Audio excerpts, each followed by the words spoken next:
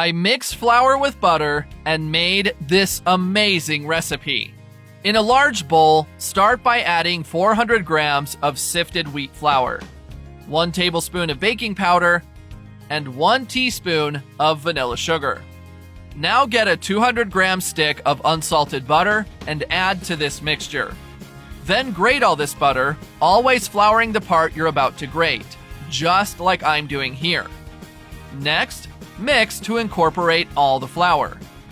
When that happens, add 1 tablespoon of milk, 3 tablespoons of sugar, 1 pinch of salt, 2 whole eggs, and mix all the ingredients until fully combined.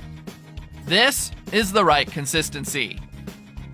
Now put the dough in a plastic bag, take it to the fridge, and let it rest for 20 minutes.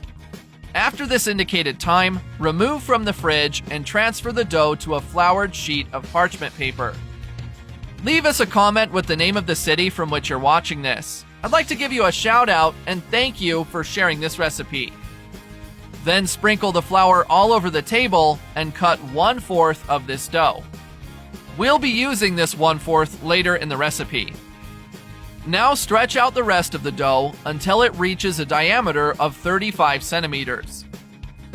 Then, using a 22 centimeter diameter pan lid, make a circular mark on the dough. And cut the outer part of this mark up into thin strips. Next, braid the dough just like I'm doing here. And set aside. Once you've done that, get the dough we set aside, stretch it out, and cut into strips just like this.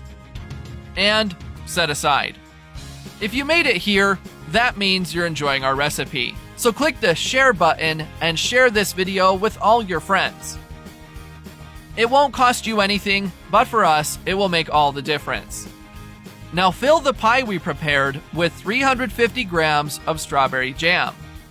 Then add the dough strips we chopped, braiding them just like I'm doing here.